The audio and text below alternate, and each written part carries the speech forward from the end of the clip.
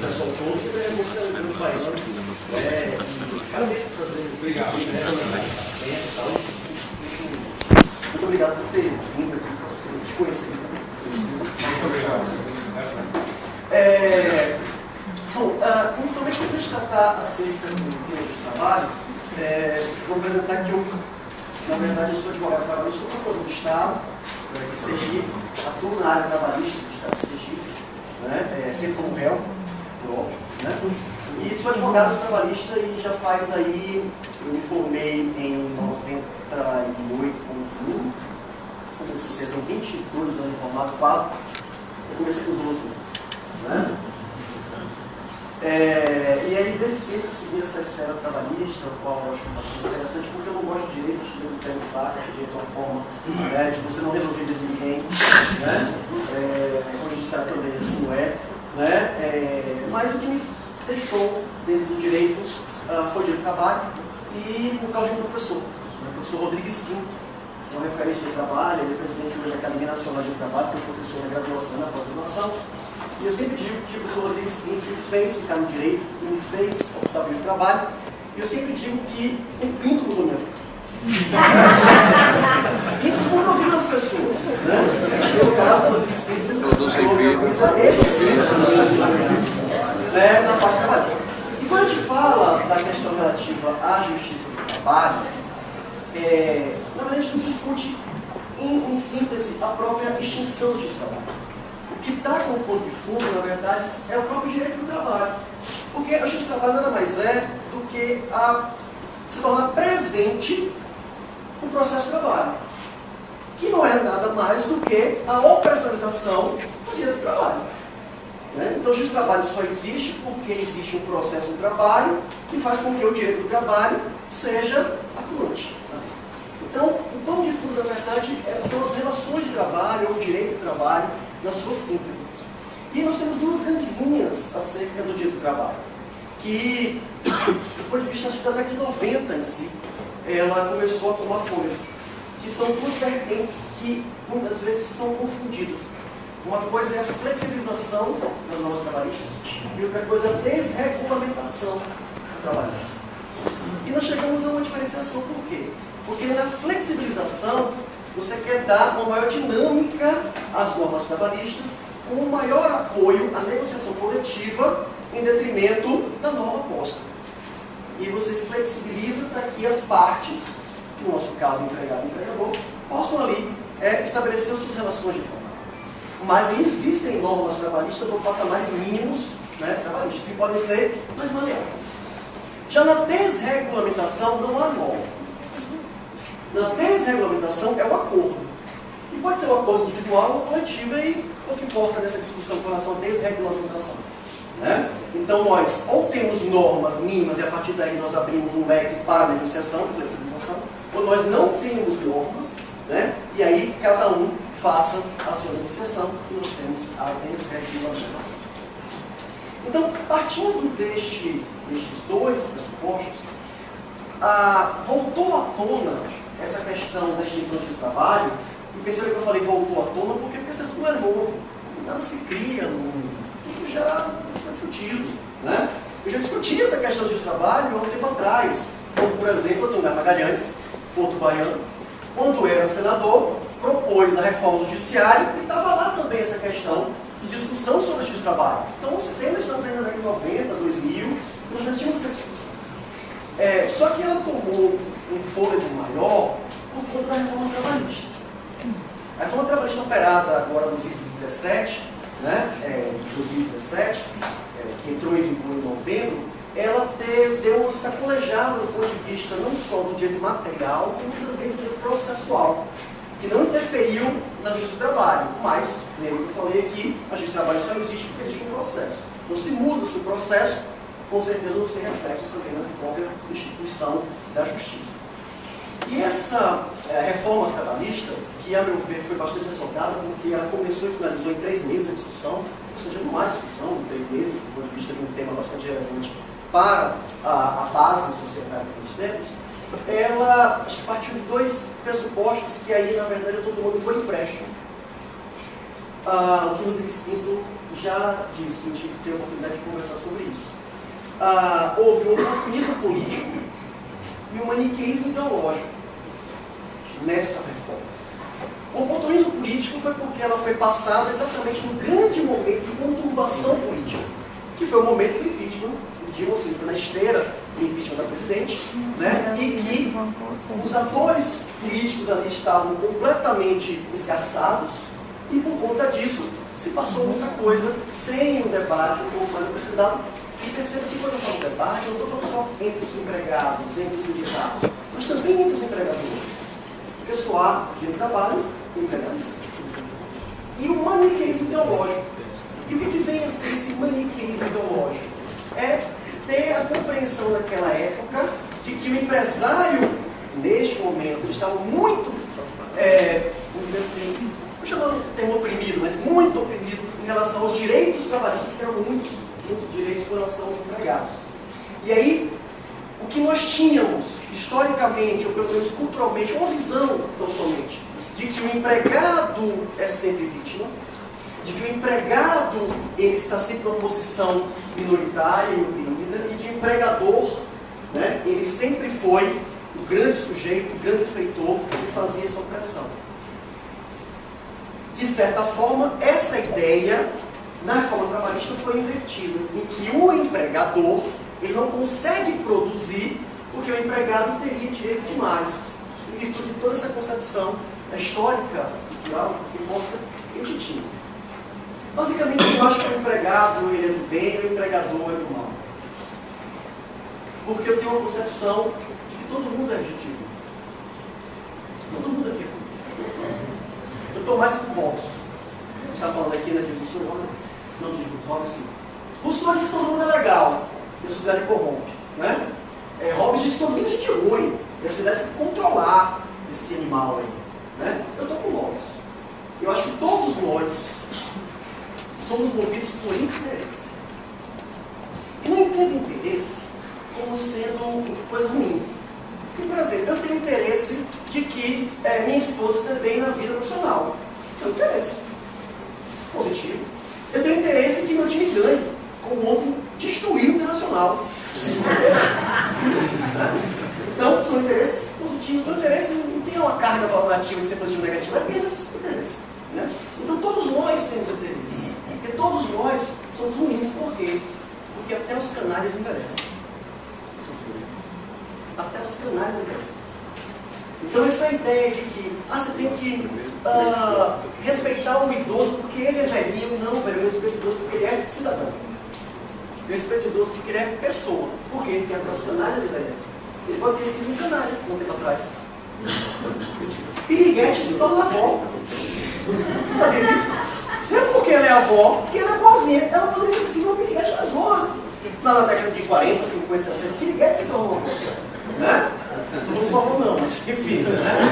Então, as pessoas elas são movidas por interesses. Então, coloco essa questão de empregador, a gente ruim, empregado, a gente boa, porque nós somos multifacetados. Mas só que essa lógica, pelo menos, de construção de pensamento, ela foi modificada com a reforma trabalhista. E a partir daí, nós tivemos essa esteira dessa ideia nova de extinção do X-trabalho. E a partir dessa ideia da extinção do X-trabalho, a gente encontra um primeiro ponto, que depois a gente pode explorar um pouco mais para frente, não sei quanto tempo aí, 5 segundos, né?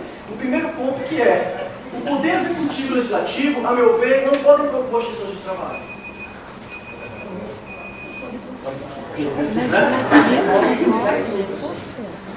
Olá pessoal, boa noite. Boa noite.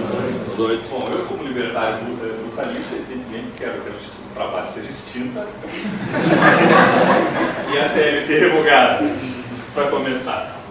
Bom, as nossas razões aqui são muitas. Em primeiro lugar, o que as pessoas normalmente não levam em consideração no estudo do direito é que existem categorias normativas diferentes. As categorias normativas são princípios, contratos e leis. Certo? A legislação. A lei de Bastiat é um princípio, não é legislação, são coisas diferentes. E o que existe, o que tem de menos, a menor aderência em relação a tudo, é a legislação. As pessoas não cumprem a legislação porque gostam, elas cumprem porque são obrigadas e porque é uma punição. Do outro lado, as pessoas cumprem muito mais espontaneamente contratos e princípios. Ou seja, os 10 mandamentos funcionam melhor que a Constituição. Certo? Por quê? Porque é inerente, ele é bottom-up, ele sai de baixo para cima. Certo? Ele não é up-bottom, ou seja, ele não é de cima para baixo, ele não é coercitivo. Então nós temos que entender a natureza humana, como ela funciona, e como ela funciona melhor. Certo? O que acontece fundamentalmente é que a justiça do trabalho ela causa um mal profundo na sociedade, especialmente ao empregado e ao empregador. Mas em compensação, a justiça do trabalho ela é muito boa para juízes, promotores, sindicalistas e advogados que atuam nela e dela ganham seus respectivos honorários. Então essas são as corporações que se beneficiam da justiça do trabalho. Não é nem empregado nem empregador, muito pelo contrário. Você tem um ônus muito grande causado pela justiça do trabalho sobre os salários. Como que isso acontece? Há uma estrutura de natureza governamental que interliga todos esses órgãos. Você tem o Poder Judiciário, o Ministério Público do Trabalho e o Legislativo. Então você tem regras que são postas em vigor, são impostas pelo Ministério Público do Trabalho e são penalizadas por meio do Judiciário. Então, um exemplo do que aconteceu lá em Curitiba em certa oportunidade. O Ministério Público resolveu interferir em relação a determinadas as cadeias de hotéis, porque os hotéis tinham que se adequar às regras de cadeirantes, né? De circulação, estabelecimento, recepção de cadeirantes nos hotéis. Os quartos tinham que ser devidamente acomodados, com abertura de portas, aparos para as pessoas se segurarem, tal, irem ao banheiro, privadas diferenciadas, espaços diferentes nos banheiros. E o que aconteceu em relação a isso? Havia um determinado número de quartos para cadeirantes dos hotéis de Curitiba. Com a exigência do Ministério Público, o que aconteceu? Os hotéis teriam que gastar 2, 3, 4 milhões de reais para se adequarem. O que aconteceu a partir daí? 20 hotéis fecharam, certo? Foram transformados em residência. Diminuiu a quantidade de quartos disponíveis aos cadeirantes, certo? Diminuiu algo em torno de 40%, correto? E muita gente foi mandada embora por conta disso. Então, isto é o Judiciário, o Ministério Público em funcionamento. O Ministério Público do Trabalho, o que ele faz, por exemplo, quando ele tem um reflorestamento em determinado local? Vocês devem ver que é um trabalho assemelhado ao do escravo. Ele determina que as pessoas que vão trabalhar têm uma determinada casa, que naquela casa tem uma determinada quantidade de bens, que naquela casa tem uma quantidade determinada de cadeiras, e assim subsequentemente. Essas obrigações impostas pelo Ministério Público do Trabalho, ele eleva o custo das operações. Ao elevar o custo das operações, ele faz com que as empresas recebam menos. Ao receber menos, as empresas têm menos capacidade de pagar salários para os seus empregados. Correto? Então, aí existe um ponto que se denomina a imposição da legislação. Ela contém um custo que faz um mal ao trabalhador. A legislação do trabalho contém um custo que causa uma diminuição do valor do salário. Ou seja, de fato, a justiça do trabalho, ela, além de custar muito caro, ela gera uma repressão na receita. Esta repressão na receita diminui os salários e aumenta o desemprego. Correto? Então, vou dar uma resposta, digamos, numeral em relação a isso. A justiça do trabalho custa aproximadamente, aí depende do relatório do judiciário, algo em torno de 18 a 19 bilhões ao ano. E ela devolve ao empregado, a título de receita, salário ou outras coisas qualquer, provenientes das reclamatórias trabalhistas, algo em torno de 8 bilhões. Ou seja, ela custa 18 a 19 e entrega 8. Ou seja, nós estamos pagando o dobro para ela entregar metade. Mas se você parar para pensar, a coisa ainda piora. Porque ela custa 18 mais os 8, que dá 26. Além disso, esses são os custos diretos. Além disso, você tem os custos indiretos. São todo aquele pessoal que trabalha para atender a justiça do trabalho. São advogados, contadores, tributaristas, consultores. E nós não sabemos o valor disso daí. Afora isso, ainda existe o custo eventual. Ou seja, o HSBC saiu do Brasil, na realidade, o HSBC, quando ele chegou no Brasil e foi tomar pé da sua situação empresarial, ele descobriu de um dia para outro que havia R$1 bilhão em passivo trabalhista. Veja, se o HSBC compra uma empresa e essa empresa vem com R$1 bilhão de passivo oculto, eu posso dizer para vocês que não há nenhuma possibilidade de se fazer um negócio no Brasil. Esse é o primeiro passo. Você tem uma instabilidade negocial tamanho do monstro. Aí eu disse, mas o HSBC não conhecia a realidade do Brasil. Bom, o Jorge Paulo Lemann, acho que hoje o homem mais rico do Brasil, quando comprou, acho que a Brahma, se eu não estou enganado, descobriu um mês depois que tinha 100 milhões de passivo oculto na empresa. Então esse é um dado referencial no Brasil. Esses passivos ocultos, eles surgem a todo tempo.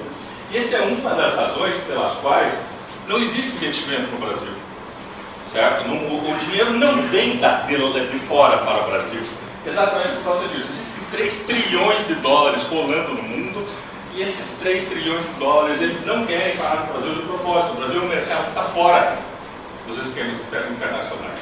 Uma cliente minha, em determinado momento, foi a Nova York e quis investir o dinheiro dela. Pouco dinheiro, 20 milhões de dólares. Ela chegou para o rapaz e disse, puxa, estou aqui, vim, quis investir. Ah, de onde é o seu dinheiro? É do Brasil. Ah, sinto muito, mas a gente não recebe dinheiro. Falando de 20 milhões de dólares. Certo? Então o Brasil é isso. A justiça do trabalho, é um dos exemplos, obviamente, não é o único. A justiça do trabalho, a CLT, causa exatamente isso. Quando a Lei Maquila foi aprovada no Paraguai em 1997 e 1998, de lá para cá, a renda, o salário do empregado paraguaio cresceu 5 vezes. Hoje é maior que a do Brasil. E não tem justiça do trabalho e não tem CLT. Certo? O que acontece? Nós temos uma elevadíssima regulação e essa elevadíssima regulação impede o aumento da produtividade. A produtividade brasileira está paralisada no mesmo patamar desde 1983. Ou seja, exatamente quanto mais foram criadas as regras ao longo dos anos do Brasil, mais paralisado ficou o brasileiro. Hoje nós temos uma produtividade equivalente a 25%, entre 20% e 25% de um empregado norte-americano, um trabalhador norte-americano. Por quê? Quantos minutos eu tenho? 1.8. Então eu vou contar uma historinha bem rápida aqui para vocês. Eu, em determinado momento, estava nos Estados Unidos, bateram num carro que eu tinha lá, estava no shopping, chamei o rapaz, veio o rapaz chamou o policial, chegou o policial olhou para mim e disse, não vou descobrir quem é, qual esse papelzinho, leve na seguradora. Peguei aquilo lá, peguei o carro batido, levei ele numa seguradora, na seguradora entreguei o papel para o rapaz olhou assim, ali tem 40 carros, escolha um deles. Tá bom, peguei o carro e fui embora. Assim eu resolvi o problema da batida. Isso levou 1 hora. No Brasil eu levei 3 vezes para resolver esse problema. Mesmo o problema que eu tive, eu levei 3 vezes. Todo mundo sabe, você não tem que pegar o carro, levar para avaliação, tirar uma foto. Isso é produtividade para tudo, para qualquer coisa que você tenha no Brasil. Certo? E o que faz a justiça do trabalho? Ela gera essa burocracia enorme, um custo elevadíssimo, isso diminui a produtividade e diminui, evidentemente, a receita.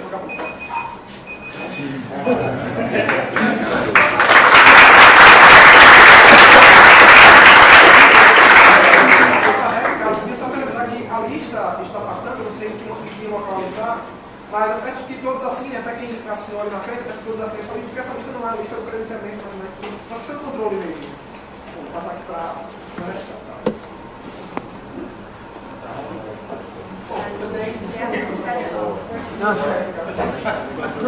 Depois a gente vai fazer uma eleição.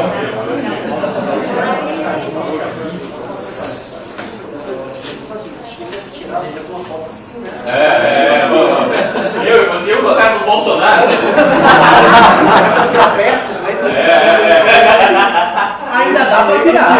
ainda dá para tirar, não terminou ainda não, dá para tirar foto.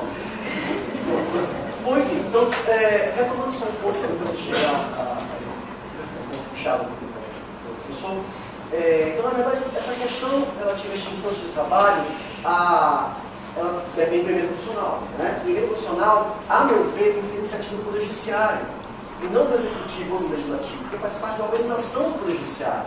E, obviamente, o Poder Judiciário, não obviamente, mas dificilmente ele vai propor uma emenda constitucional para diminuir o seu poder ou o seu tamanho, porque nenhum poder vai fazer isso. Você vai fazer isso. Né? Você não vai propor nada para diminuir o seu espaço dentro da sua comunidade. Então, é uma discussão que deve ser feita, mas do ponto de vista anterior, que é a questão das relações de trabalho, mas eu acredito que talvez não ande muito essa questão da extinção por conta desse viés de iniciativa. Mas eu queria retomar um ponto até que o senhor falou aqui, é o seguinte, para que serve o judiciário? Esse é o ponto. O judiciário veio para resolver os nossos problemas. Por quê? Porque nós não conseguimos resolver os problemas de maneira individual. Você sempre vai acabar na pancada. Você que acabou na pancada. Que pancada? Antes era física, hoje é na rede social. É sempre acaba na pancada. Né? Então, estou falando do judiciário do ponto de vista da construção teórica do judiciário, feito para poder pacificar os pressionamentos. Então, o Poder Judiciário, em geral, e aí estamos inseridos de trabalho, ele vem para pacificar um problema. A justiça comum pacifica problemas penais possíveis. O juizado do consumidor pacifica problemas do consumidor. A justiça do trabalho pacifica relações de trabalho. Não é acabando com a justiça do trabalho que você vai resolver as tensões das relações de trabalho.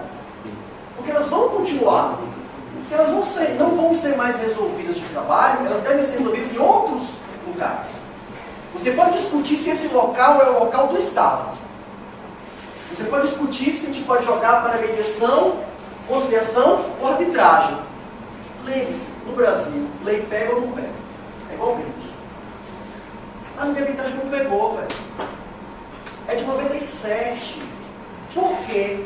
E aí vem um ponto que eu gostaria de puxar até essa questão do seguro. Por que a arbitragem não pega no Brasil? Porque eu não confio em você. Você não confia em mim. Como é que nós dois vamos confiar no árbitro que não é o Estado? Eu crio uma câmara de arbitragem, onde? No sindicato, sei lá, né, da telefonia. O empregador não quer ir porque é no sindicato. Eu crio uma câmara de arbitragem no CDL. O comerciante não quer ir porque é no CDL. Percebeu? Por quê? Porque nós não temos a confiança mútua entre si. E por que esse exemplo dos Estados Unidos eu vou trazer? Porque em algum ponto os caras confiam entre si. Como na Suécia, como na Finlândia, como na Noruega. Não estou comendo tudo, mas como na Suécia, como na Finlândia. Há um princípio da confiança que no nosso caso, olha que jogo. E eu vou tentar associar. Olha que jogo. O princípio da confiança tem que ser colocado na lei.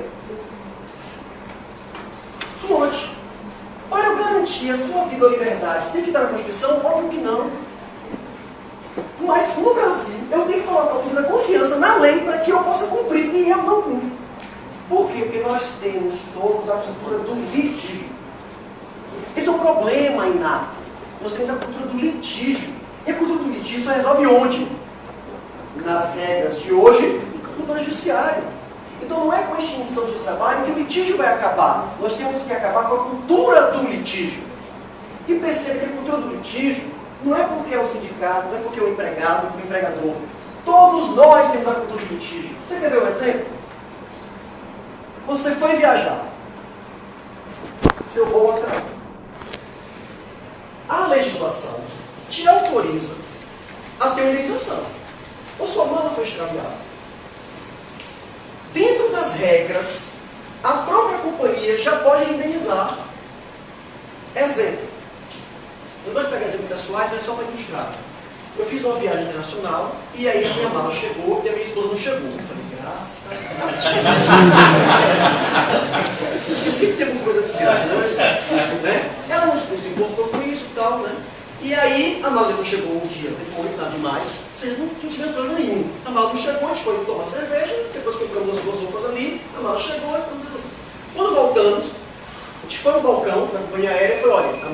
extraviada, só para fechar. Né? A moeda está extraviada. Nós temos uma indenização que é de $200. Se aceita, foi por 200, na época era 3, né? Eu indenizaria 600. Nossa, não pensa. Peguei a indenização dos dólares. Mas receba. Eu já fui advogado. Você provavelmente, estou falando você é um genérico, né? Você provavelmente já entrou com uma ação cobrando indenização. Pela malha extraviada, né? Ou pelo atraso da sua passagem. Por quê? Porque é a cultura do litígio, não é a cultura da negociação. Esse talvez seja o nosso problema e a gente vai voltar a desenvolver. Paulo, eu acho que esse foi um bom ponto, professor Pelô. Por que existe a cultura do litígio? Porque a interferência do Estado na vida do cidadão ele tem extrema dificuldade de resolver os seus próprios problemas. Então, se você pegar, por exemplo, um inventário e que tudo está certinho, um inventário simples, você demora 2 anos, 3 anos, 4 anos. Era uma coisa que era para demorar de um dia para o outro. Então, por exemplo, no inventário você pega o bem, você tem que mandar para o órgão de avaliação, o Paraná que eu conheço bem, você manda aquilo por e-mail, na realidade o tabelião fica entre 6 e 9 meses com os rapazes para avaliar e devolve com uma avaliação e a gente tem que pagar o imposto, que é o ITBI, o ITCID, que é o imposto de causa mortes, né? E que é um absurdo você ter que pagar para receber o teu próprio imóvel. Isso daí é uma coisa que não faz nenhum sentido. Para começar, seja o ITBI, seja o ITCID. Bom, independentemente disso, aí você tem que pagar uma quantia gigantesca lá para eles. Óbvio, se você tem um imóvel de 500 mil para a família, vários anos e tal, aquilo avaliado, você tem que pagar 2, 3, 4, 5, 6% de alíquota para ficar com o imóvel que já era teu. Além de demorar enormemente para isso, além de fazer, tirar dezenas de certidões. Ora, esse sistema é um sistema que leva as pessoas para a criminalidade. Eu, por exemplo, conheço pessoas que foram presas, né, em processos que envolvem lá os políticos do Paraná, que eles deram dinheiro para os políticos para a campanha deles. Eu sei muito bem que eles deram dinheiro para eles porque o Estado do Paraná devia para eles e eles tinham que receber o dinheiro que era deles. Eles deram dinheiro para a campanha para receber o que era deles e ainda foram envolvidos em processos criminais. Ou seja, não era nenhuma vantagem que eles estavam recebendo. Isso daí é uma coisa recorrente no Estado. As atividades estatais são inerentemente coercitivas, são problemáticas, são burocráticas, são impeditivas. E esses impedimentos, essas coerções levam as pessoas inerentemente ao litígio, ao conflito e à violência. Então, por exemplo, como é que se resolve o problema da justiça do trabalho? Se você desregulamentar, diminui o conflito inerentemente, porque o trabalhador vai negociar com o seu patrão, com o empregador vão discutir as regras de trabalho e a questão se resolve na economia de mercado. De que forma? Se você tem várias empresas trabalhando, quanto mais empresas, mais possibilidade você tem de emprego. Aí você pode escolher a empresa para onde você vai. Então isso daí é um problema de mercado. Se você restringe o mercado, diminui o mercado e gera uma concentração do mercado, você gera menos oportunidade de trabalho, que foi exatamente o que aconteceu em relação aos bancos. Antigamente nós tínhamos 20, 30, 40, 50 bancos de varejo, hoje nós temos 5. Por quê? Porque o governo foi fechando, a regulamentação fechando, o mercado brasileiro foi fechando, os bancos estrangeiros foram indo embora, e o Brasil, que é um paraíso dos rentistas, o Brasil que é um paraíso dos juros bancários, teve todos os bancos internacionais indo embora. Um tanto estranho isso. Se os bancos estão indo embora, é sinal que eles não têm rentabilidade. Se eles não têm rentabilidade, isso aqui não é o paraíso. Em certo momento, aquele autor francês Marcel Proust, na Primeira Guerra Mundial, ele sempre lendo jornais franceses durante a Primeira Guerra, ele lia um dia, lia o segundo, lia o terceiro. Em determinado momento ele disse: estou achando um tanto estranho. O exército francês está ganhando sempre as batalhas em relação aos alemães. E cada dia eles estão mais perto de Paris. Como é que pode ser um paraíso se todo mundo tem que ir embora? Que paraíso é esse? Então isso daí é muito óbvio, muito claro. A rentabilidade dos bancos não é alta, como se diz. Existe uma concentração do mercado, essa concentração do mercado permite que uns poucos ganhem muito. Mas não existe uma fluidez financeira. E esta fluidez financeira, a ausência da fluidez é que gera a pobreza. E esta ausência de fluidez financeira diminui o tamanho do mercado, diminui a quantidade de empregos, leva à submissão das pessoas, elas são forçadas por isso aí a justiça do trabalho. Então isso é um sistema circular que faz com que tem início, meio e fim, que faz com que se justifique, é o Estado justificando a sua própria existência. Ele cria o problema e, por meio de outro problema denominado justiça do trabalho, faz com que o trabalhador ajuize e vá à compareça perante ele para daí receber menos do que ele teria por direito se houvesse uma economia de mercado. Certo? Então a lógica é basicamente essa. Quantos minutos tem? Foi um prazer.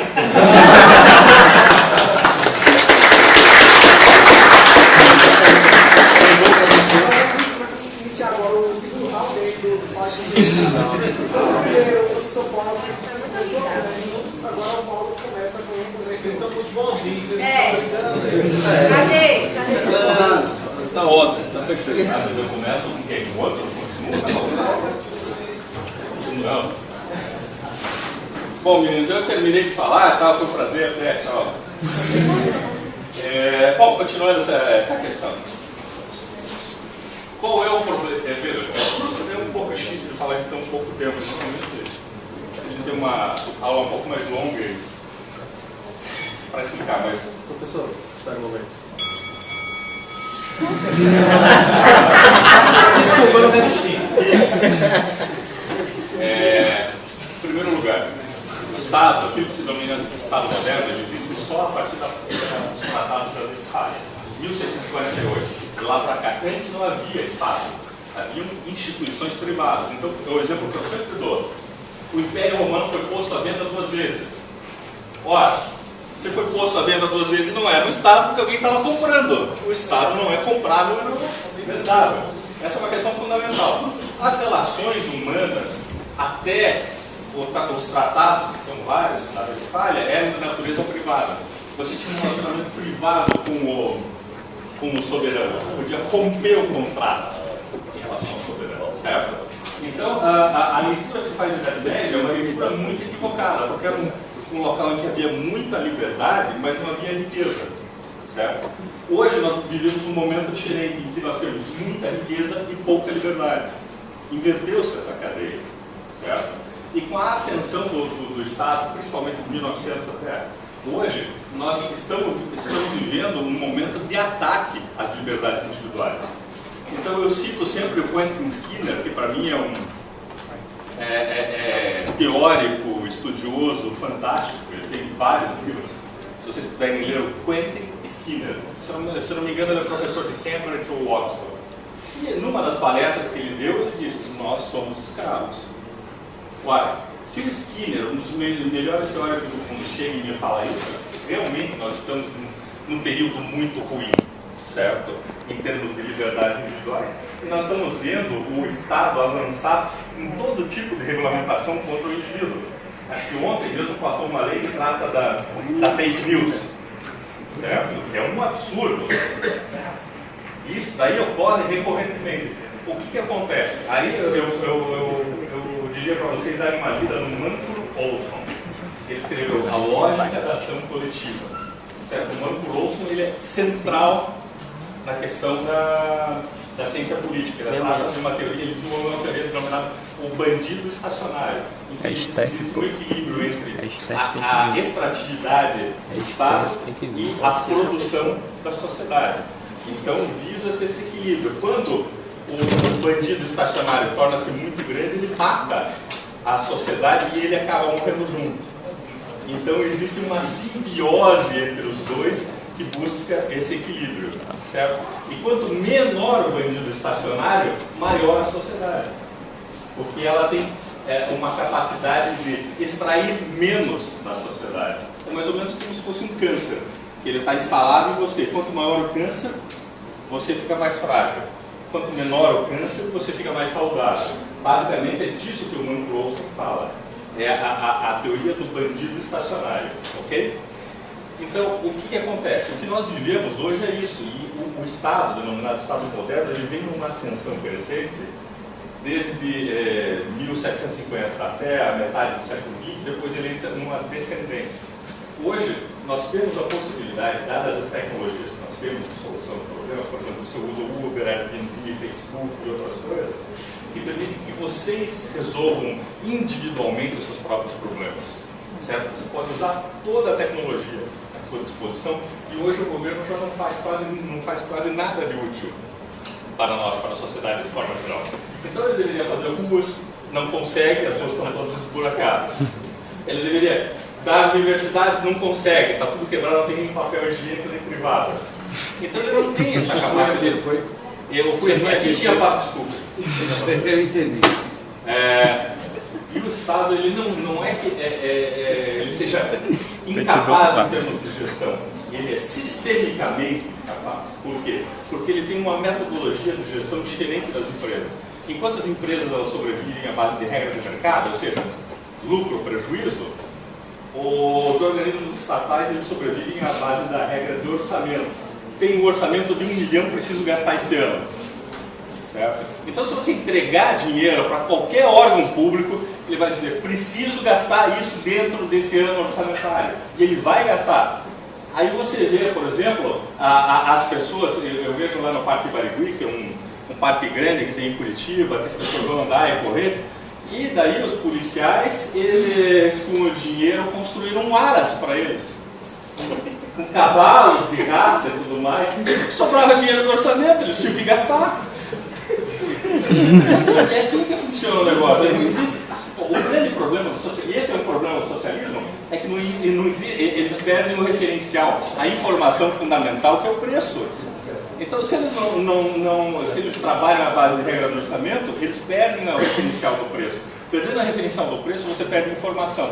Não tendo informação, é impossível que a empresa dela funcione. É por isso que os Correios dão 2 bilhões de prejuízo ao ano, certo? Dão 2 bilhões de prejuízo ao ano, sendo um monopólio. Por quê? Porque não existe a referencial do preço naquele mercado. Tendo perdido o referencial do preço, você perde a informação. Havendo a perda de informação, você não tem como fazer cálculo. É esse que é a impossibilidade do cálculo econômico, porque você não tem como transmitir essa informação ao público de forma geral. Então não vai funcionar nunca. E é isso que acontece no judiciário. O nosso judiciário brasileiro, para vocês terem uma ideia, ele custa aproximadamente 90 bilhões de reais ao ano. Certo? É o judiciário mais caro do planeta. Ele consome 1,5% do PIB. Certo? O judiciário da Alemanha consome 0,5% do PIB. Os magistrados brasileiros ganham mais do que os magistrados alemães. Ganham mais que os magistrados americanos. O STF brasileiro ele custa o dobro da Suprema Corte americana. O STF brasileiro tem 2.400 funcionários. Dá aproximadamente 200 funcionários por ministro. Sendo que tem copeiro, massagista, astrônomo, astrólogo. Então, lá tem tudo. Então, aí as pessoas começam a isso daí, e eu acho que mesmo. Só que isso daí é um dado inerente do poder. Quanto maior o poder, mais distante ele fica da realidade, porque começa a haver uma concentração tão grande que eles manipulam como bem entendem. Aí no fundo eleitoral, aqui o Bruno, como você vai receber o fundo? Ele fala disso mais tarde. Por isso que acontece esse tipo de coisa do fundo e tudo mais. Porque houve um depósito muito grande de expectativa sobre eles. Quando você pede direitos, por exemplo, ao Estado, que o Estado faça a defesa, ao mesmo tempo você está reduzindo a sua liberdade, pedindo para que alguém cuide de você. A questão básica é a seguinte: você daria o teu cartão de crédito para a tua sogra? Certo? Essa pergunta eu me faço sempre e eu procuro nunca entregar o meu para ela. Se você não entrega o teu cartão de crédito para a tua sogra, você acha que um deputado vai ter capacidade de decidir um orçamento que trata do teu dinheiro, o dinheiro que você vai pagar para ele? Essa é uma questão fundamental, do meu ponto de vista. Certo? Outra coisa, nunca vi na minha vida nenhuma pessoa querendo se submeter a CLT, lá em Curitiba, pelo menos. Não sei como é que é aqui. Aí eu me pergunto, poxa, mas se ninguém quer, por que a gente tem a CLT? Ora, se a população de forma geral não quer, e o Estado tem uma característica de natureza representativa, afinal de contas, quem que ele está representando no meio disso? De fato, a CLT ela foi criada pelo Getúlio para trazer para dentro de si os sindicatos e poder fazer o controle dos empregados por meio da carteira de trabalho. E para isso ele criou o imposto sindical. Esta foi a mentalidade. Aliás, o Paulo fez uma citação exatamente nesse sentido. Ou seja, você traz o sindicato para dentro para tornar ele subserviente a uma ordem normativa superior. Certo? É basicamente isso daí. Então, o que existe no Brasil é que a gente ainda tem uma estrutura do poder medieval. E essa estrutura do poder ela é hierárquica, em que o legislativo, o executivo e o judiciário estão acima, principalmente o judiciário. Hoje, a gente vive uma juristocracia no Brasil como nunca antes. E não era assim em 1980, eles cresceram principalmente depois de 1995, 2000 para cá, em que eles têm muito poder e nenhuma responsabilidade. Por quê? Porque nós pedimos direitos para eles. Porque nós foi colocado na Constituição que tem direito à saúde, educação e tal. Não, vocês têm que me entregar. No instante que vocês dizem, vocês têm que me entregar, vocês estão vendendo a alma para eles.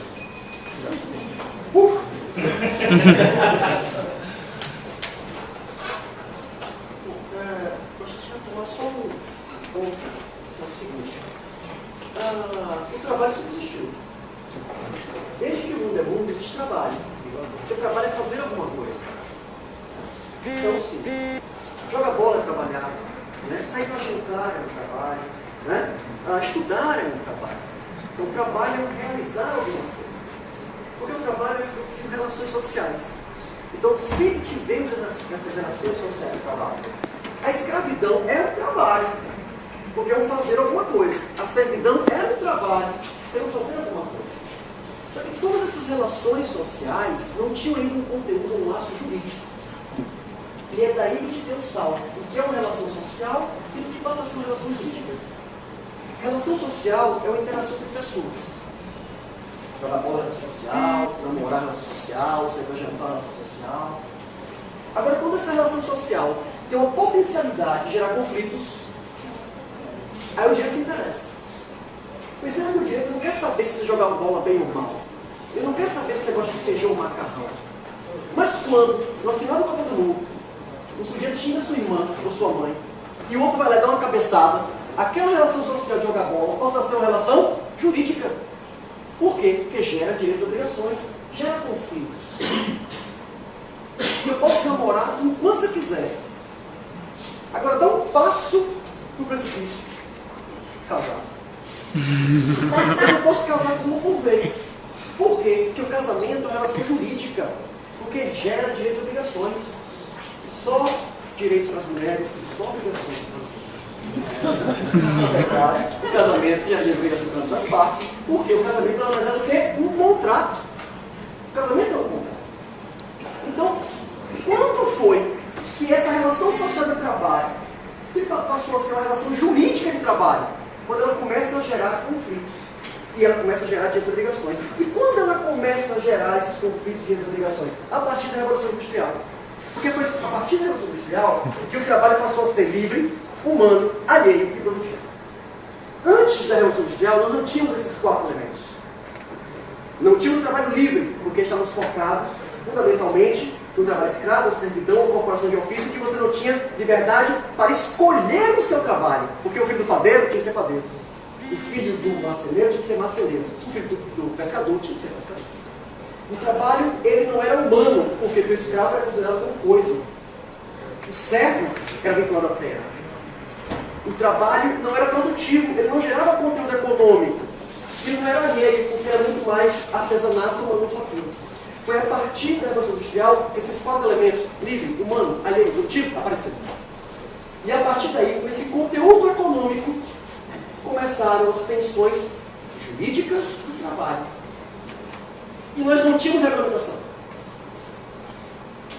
Quando o operário francês ou inglês, estamos falando aqui da França ou da Inglaterra, de lá, de 1700 e pouco, início de 1800, ele ia trabalhar, o empresário, o burguês, o industrial, o nome você queira dar, porque importa apenas o nome. Né? Ele ia dizer, olha meu amigo, aqui você vai trabalhar 12 ou 14 horas por dia, você vai ter que trazer sua mulher e seu filho para trabalhar, porque tem alguns trabalhos que só pessoas pequenas podem fazer. Exemplo, manutenção de máquinas. Exemplo, colocar explosivos em minas de carvão. Se o cara conseguir sair, o problema dele. Fazia parte da dinâmica do trabalho, os acidentes de trabalho. E você vai receber como pagamento um pedaço de pão e uma caneca de cerveja, porque cerveja, a água era mais pura do que a própria água. E vai receber um shilling, o franco, o marco, o nome que você queira dar também. Aceita, o cara faz aceito. Por quê? Porque se não aceitar, para onde é que eu vou? Nós tínhamos nova dinâmica aí dos 1800. E aí o cara começou a trabalhar dessa maneira.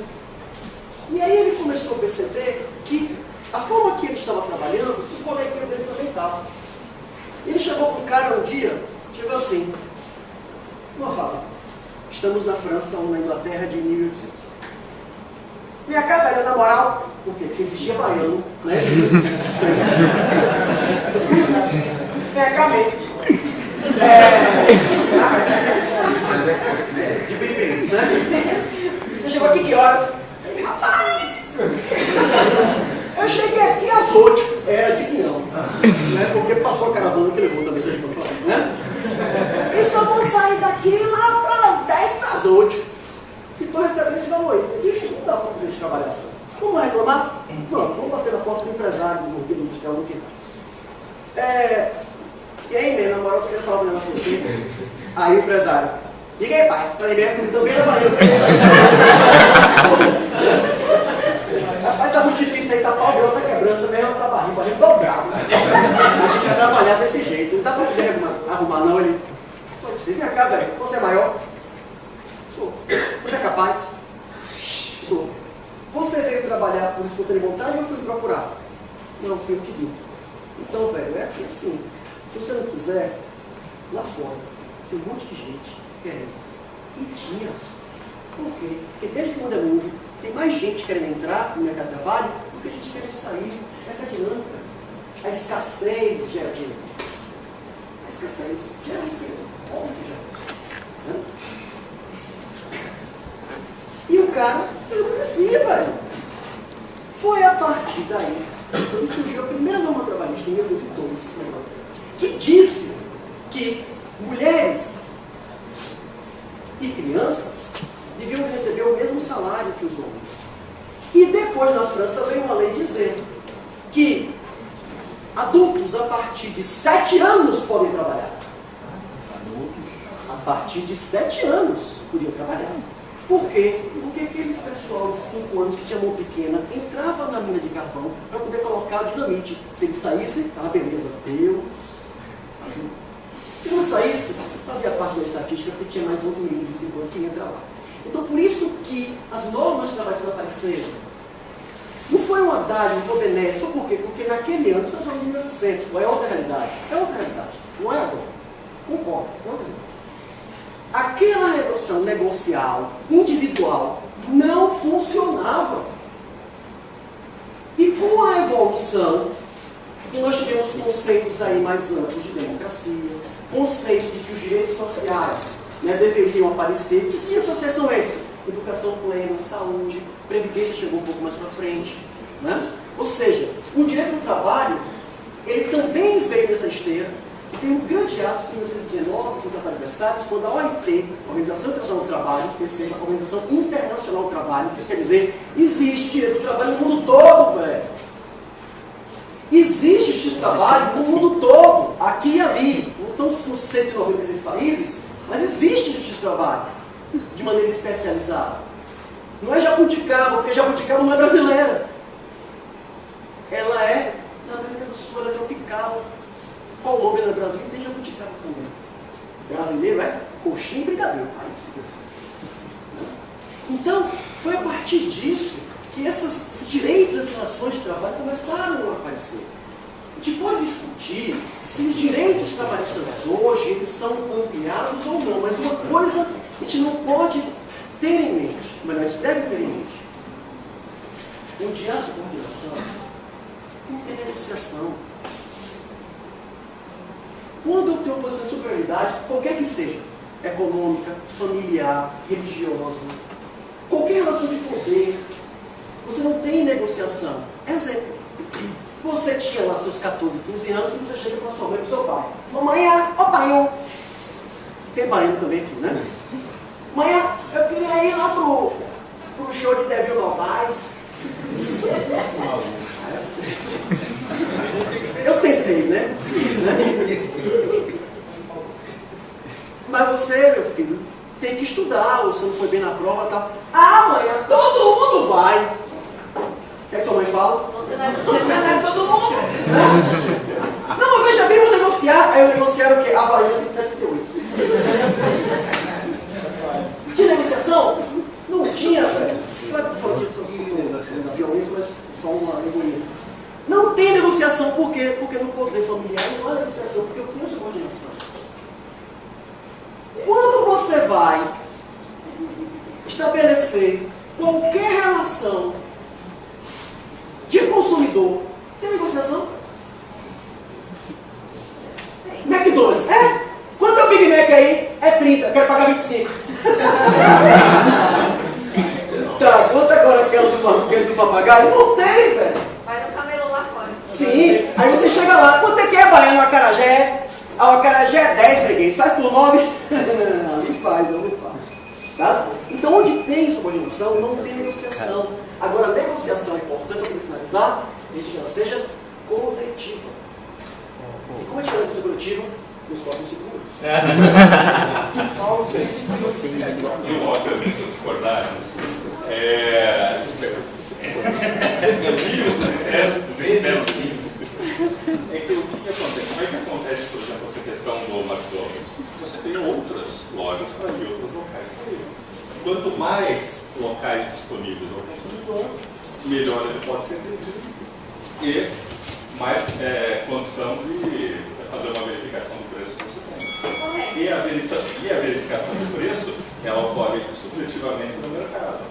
Então, quanto melhor o mercado, menor será o preço. Essa é a negociação, o relacionamento consumidor-estabelecimento, ele se dá inclusive informalmente, porque a fixação do preço não depende nem do comprador nem do vendedor, mas das interações do mercado, que é o dentista que compra algo no açougue, que compra algo na vendinha do lado, que compra algo na farmácia e assim subsequentemente. Isso é o mercado. As interações econômicas das pessoas em sociedade. E, na realidade, as pequenas interações econômicas da sociedade, por exemplo, respondem por mais de 80% do mercado.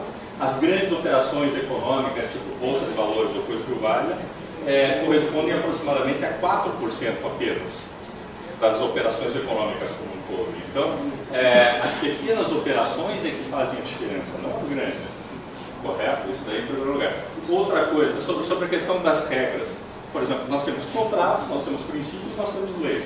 Ora, contratos e princípios são altamente aderentes. Existe um incentivo para o cumprimento disso. Em relação às leis, você não tem um incentivo para o cumprimento disso. Correto? Então, quando você pede um Uber, você vai lá e paga, a pessoa te entrega, é um relacionamento simples, não existe conflito. Ok? O conflito surge exatamente quando você tem de aplicar a lei. Não quando você tem de aplicar um contrato. O grande exemplo que eu posso dar para vocês é um livro do Robert Erickson, que eu não me lembro exatamente, alguma coisa Without Law, agora eu não me lembro exatamente o nome do livro. Robert Erickson. O que o Robert Erickson fez? Ele é um pesquisador mainstream, ele não é libertário. E isso é uma questão fundamental. E ele fez uma análise de como os fazendeiros resolviam os seus conflitos latifundiários nos Estados Unidos. E eles resolviam tudo absolutamente sem lei. Resolvendo as coisas peer-to-peer, ponto a ponto, um a um em cada um. Por quê? Porque no Velho Oeste não havia regulamentação e não havia praticamente Estado. E as pessoas pensavam, ou pensam, que o Velho Oeste era um local altamente violento. E era muito o contrário. Então o Billy the Kid matou 4 pessoas. E ele foi um dos maiores bandidos do Velho Oeste. Mentiram pra mim. Ele matou 4 pessoas. Hoje, se você conversar com o PM, você vai ver que a lista do cara é muito maior que a do Billy the Kid. Havia um índice de mortalidade de 1,5 por 100 mil habitantes. Hoje, nos Estados Unidos, é da ordem de 3,4 por 100 mil habitantes. Hoje, nos Estados Unidos, é mais que o dobro de mortes que havia no Velho Oeste americano. E, em relação ao Brasil, nós somos um índice aproximadamente de 24, 25 por 100 mil habitantes. Então, aqui no Brasil, mata-se mais de 15 vezes mais que no Velho Oeste americano. Então, o Velho Oeste era um local extremamente pacífico. Por quê? Pelo seguinte, Se acontecer alguma coisa na tua casa, você ia precisar do teu vizinho. Você não tinha mais a quem recorrer, era um vizinho. E daí o que acontecia? As pessoas mutuamente colaboravam umas com as outras. Quando havia uma mútua colaboração de umas com as outras, havia um baixíssimo índice de conflito. Esta é a questão fundamental. Então, se você, o que é necessário, houve a citação do Hobbes, né? E daí o Mancur Olson ele explica isso nesta perspectiva da simbiose, né, do bandido estacionário em relação ao corpo social. Quando existe esse bandido estacionário sugando as receitas que o corpo social produz, existe o quê? Uma violência contra ele, essa transferência de receita quando a população não quer. Então, se eu vou e retiro o teu patrimônio e arranco ele da tua mão, obviamente você vai ficar revoltado. Então, isso é inerente da cobrança de impostos da sociedade. E por isso não tem como o judiciário resolver esse problema, porque ele é parte do problema. Ele é custo e exige a imposição e o cumprimento dessas regras, que são, na realidade, a fonte da violência. Porque não é um método de cooperação, não é um método de colaboração, não é um método em que as pessoas se tratam contratualmente umas com as outras. É um método hierarquizado, de cima para baixo. Esse é o grande erro fundamental da formação do nosso Estado e como ele ocorre hoje. Semana que vem.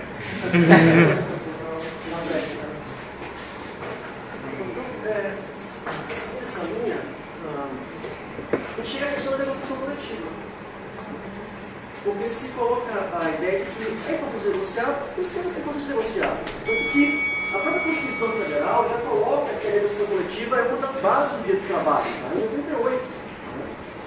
Só que a negociação, ela tem uma maior densidade, uma maior capacidade de dar certo quando ela é coletiva, quando ela é associativa. E percebe que a professora Paulo colocou essa questão de que, já naquela época, se você tivesse uma associação, seria mais fácil para você conseguir liberdade, terra, uma coisa que valha. Aqui é uma associação, o Instituto é uma associação. Então, coletivamente, se conseguem alguns ganhos que talvez individualmente você não tenha tanta força. Esse é o ponto.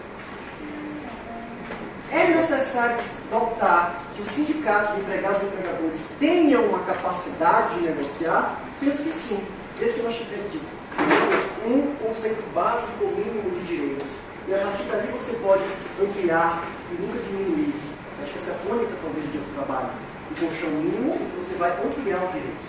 Só que nós tivemos um problema. Lembra que aqui eu falei de oportunismo político, né, e maniqueísmo ideológico? Quando na reforma do trabalho se disse, não, velho, nós vamos colocar agora na negociação, artigo 611A e 611B da CLT. Agora os acordos de negociações coletivas podem tratar sobre diversos pontos, devem estar sendo objeto de constitucionalidade ou não, né? Vamos imaginar que, né, se passa a constitucionalidade. São diversos pontos.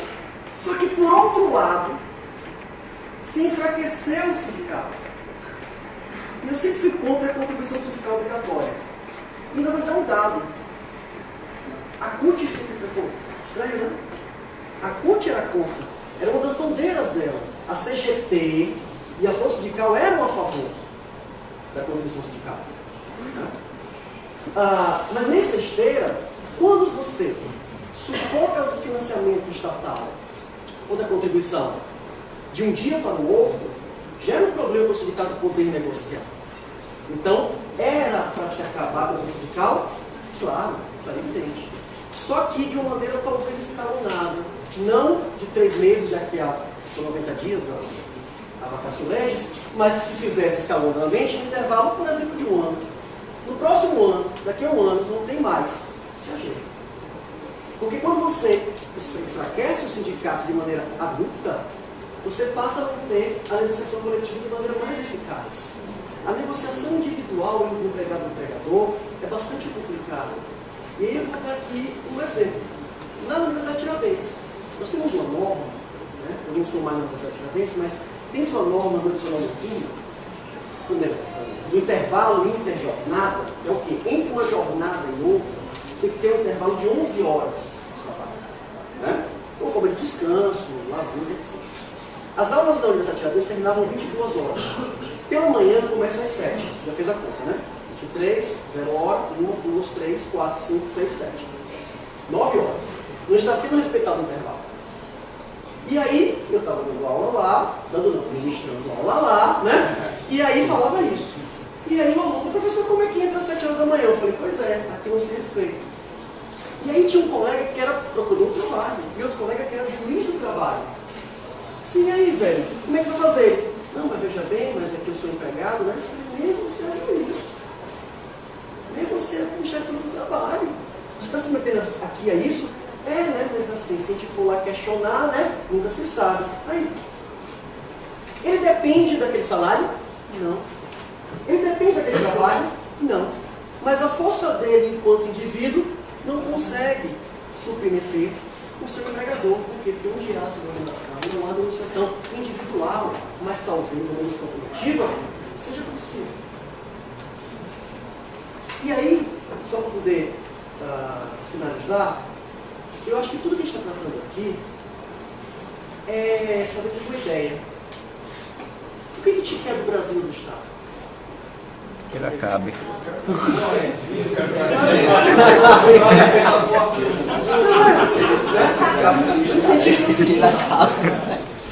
Qual a nossa visão? Porque a gente quer pagar imposto que o americano paga e ter uma segurança social que o europeu tem. Essa conta não fecha. Essa conta não fecha. Toda mulher quer ter licença na maternidade, mas não quer pagar por isso. Não quer pagar por isso. Eu não quero não. Não? Se eventualmente você cometer esse equívoco de ter filho, porque filho é economicamente inviável e ecologicamente inviável, né? Tenha filho e trabalhe no outro dia. Onde? Como professor. Isso aí é social-democracia. Isso aí é o nome da social-democracia.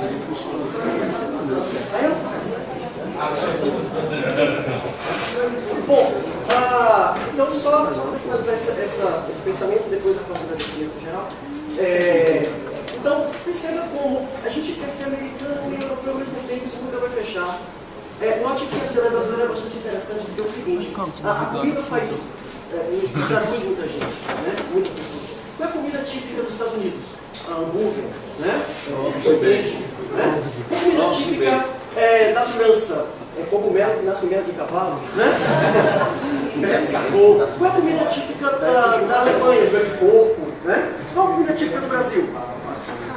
Feijoada, né? Por que os Estados Unidos têm hambúrguer e tal? Porque o cara tem que comer rápido, porque ele quer produzir, porque ele quer fazer acontecer, ele quer trabalhar, ele está trabalhando, está comendo. Ótimo, isso é.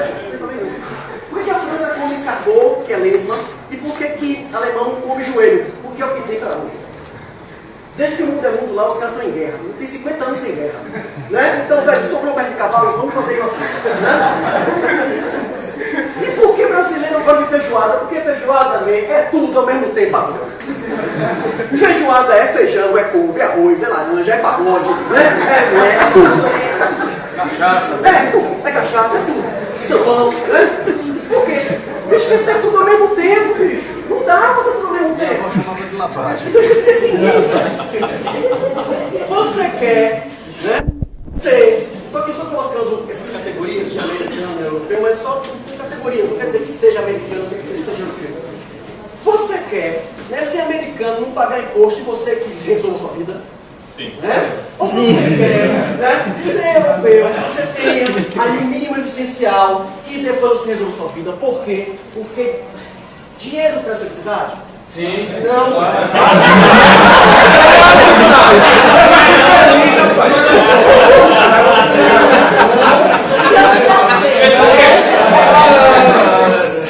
Dinheiro não traz felicidade. Então fecha a justiça e deixa o dinheiro pra Também, gente. também. Dinheiro traz liberdade. Aceitamos doações, hein? Liberdade para você fazer o que quiser. Se você quer ser feliz, você seja. Se você não quer, você não seja. Se você quer fumar tóxico, você fume. Se você não quer, você não fume. É muito mais fácil ser feliz com dinheiro do que sem. É por isso que dinheiro traz liberdade. A felicidade sempre vai comprar com ele. Enfim, gostaria de agradecer muito, né, a presença.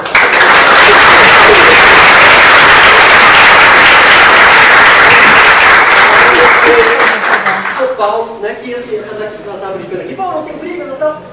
É só para poder compreender o seguinte. mais convergência do que divergências. É porque a gente não consegue perceber isso. Né? E o convite foi feito, hoje eu vou dizer assim, a minha concepção de mundo é de esquerda, mesmo se eu sou membro da BJP, eu sou juiz na democracia, né?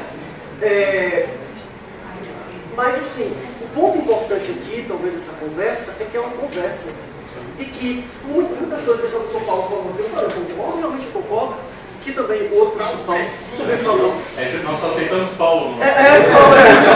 Eu também concordo, só que aqui além nós temos pontos de divergência, mas o mais importante é que nós temos também convergência. O modo de fazer é que talvez seja diferente. Talvez eu parta primeiro da igualdade para chegar à liberdade, e talvez o São Paulo parta primeiro da liberdade para chegar à igualdade.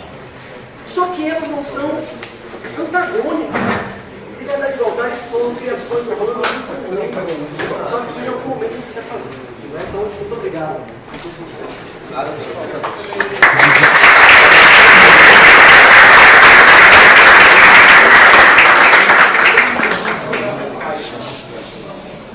Bom, pessoal, em primeiro lugar, muito obrigado a todo mundo, menos ao Paulo que mostrou a cara do computador.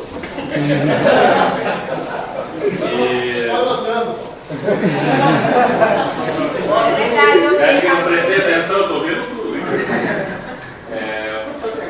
acho que é um conflito de liberdade e igualdade, não tenha dúvida.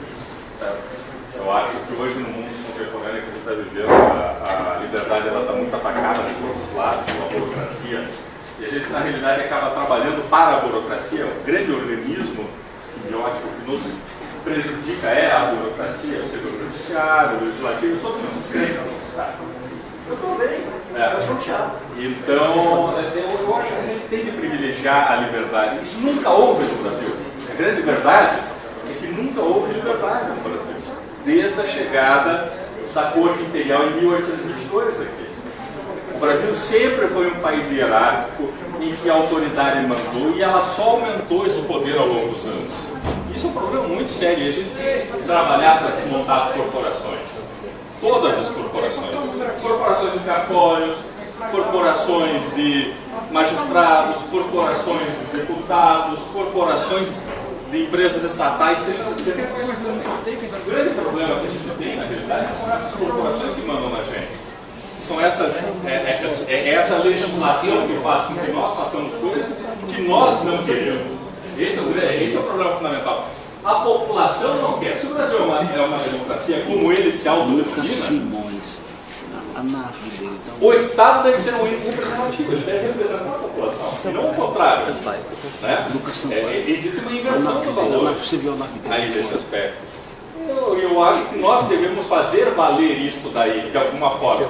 Por exemplo, nós temos um problema, a gente estava discussão do Bolsonaro sobre a nomeação do diretor, ele passou com isso aí. Se ele poderia nomear o diretor, não poderia. Olha, não, porque a burocracia tem que ter liberdade. Meus caros, o que aconteceu com o CNJ depois que ele se tornou autônomo?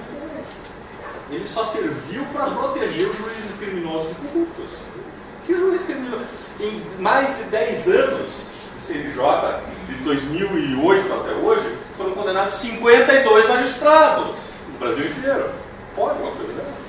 O que vai acontecer se a Polícia Federal ficar independente? Ora, o Bolsonaro, ele é representante do povo. Ele tem um mandato de natureza popular. E, naturalmente, pode nomear. Esse problema que o Bolsonaro está tendo aqui, o mesmo que o Trump está tendo nos Estados Unidos. Que é uma batalha de representantes da população com representantes da burocracia.